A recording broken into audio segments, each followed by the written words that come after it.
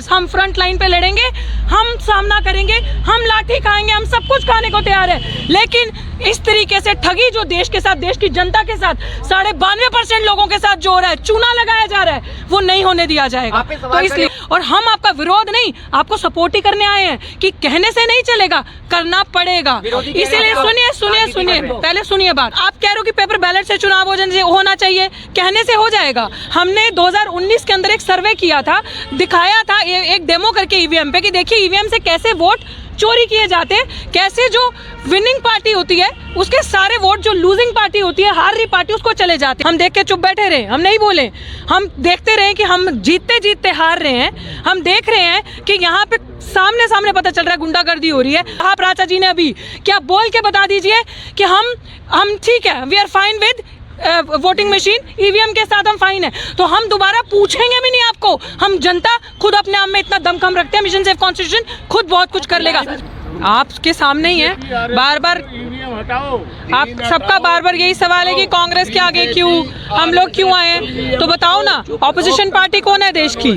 अभी बताया प्राचा जी ने आपको, राज्यसभा में भी है, लोकसभा में भी है इनके लोग। तो ये लोग क्या कर रहे हैं? कोई भी पार्टी होगी जो ऑपोजिशन में होगी, हम जनता की आवाज़ है, जनता की आवाज़, जनता की रिस्पॉन्सिबिलिटी, संविधान को बचाना, देश को बचाने की हमारी रिस्पॉन्सिबिलिटी। जो लोग ये चीज़ भूल चुके हैं पॉलिटिकल पार्टीज बना के कि पॉलिटिकल पार्टी आपका अपना घर और आपके अपने बेनिफिट के लिए नहीं है, पॉलिटिकल पार्टी पब्लिक फोरम है, लोगों के लिए है। तो लोगों के लिए जो पॉलिटिकल पार्टी होगी उसका दायित्व बनता है, उसकी जिम्मेदारी बनती है लोगों की आवाज़ को वहाँ तक पहुँचाना। यू आर सपोज, अगर जनता ये कह रही है कि कोई हारे कोई जीते हमें फर्क नहीं पड़ता, चुनाव पेपर बैलेट से हो, तो किसी का क्या मतलब बनता है कि आप चुनाव बार बार ईवीएम से करवाओ।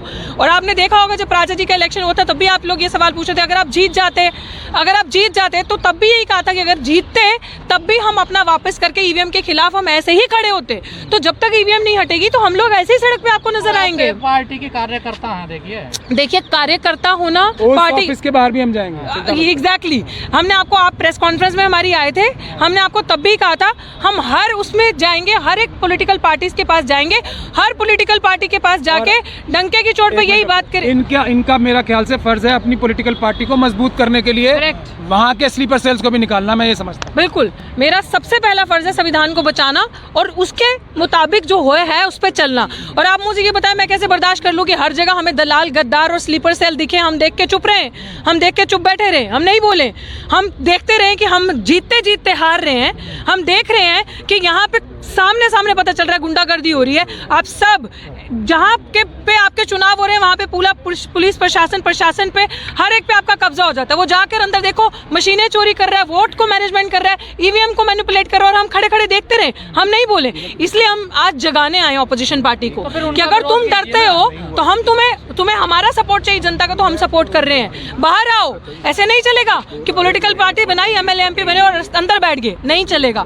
हर एक पार्टी के पास जाएंगे, हर opposition party, Bahujan Samaj party, आम आदमी पार्टी, कांग्रेस पार्टी, क्योंकि हम जागरूक लोग हैं, हम इनको बताएंगे कि रास्ता ये है लड़ने का, सड़क पे आके लड़ा जा सकता है। आओ, लड़ाई को ज्वाइन करो और इस ईवीएम को हटाएंगे मिलके, और फिर उसके बाद फेयर एंड जस्ट तरीके से चुनाव होंगे। तो मैम आपको लगता है कि बैलेट पेपर में गुंडागर्दी नहीं होगी क्या? देखो, आप ऐसे तो गुंडागर्दी सब जगह होगी, लेकिन जितनी तरीके से मैनिपुलेशन ईवीएम से हो रही है आपके सबके सामने है। एटलीस्ट तब हमें पर्ची, सबूत तो है नहीं आप लोगों के पास, आप वैसे ही करते हैं। आपको लग रहा है बेसबूत हम बोल रहे हैं? चुनाव आयोग कितनी बार मांग चुका आप लोगों से, कहाँ देते हैं? हमसे मांगे ना। चुनाव आयोग देश का सबसे बड़ा चोर है वोटों का। चुनाव आयोग देश का, चुनाव आयोग के भ्रष्ट अधिकारी राजीव कुमार जी जो और उनके साथी दोनों है, देश के सबसे बड़े चोर हैं। क्या हरियाणा की तरह आपको डर सता रहा है कि महाराष्ट्र और झारखंड में भी? अरे डर की बात मैं बताती हूँ। अभी आप देख लो, सबसे पहले ये देखो कि हम लोग कितने लोग आए, हैंडफुल ऑफ पीपल। हम चाहे तो हमारे लिए कोई बड़ी बात नहीं है हजारों की संख्या में यहाँ आना। भली भांति आपने देखा है कि हम कितने लोग आ सकते हैं, कितने लोग ला सकते हैं और कितना हम में दम है। लेकिन हम बहुत पीसफुल तरीके से लिमिटेड कैपेसिटी में लिमिटेड लोग लेकर आए हैं जगाने के लिए। और बात रही भाई डर की, तो डर, और जिस तरीके से सर ने कहा कि 2018 में रेजोल्यूशन में उन्होंने ये बात रखी थी।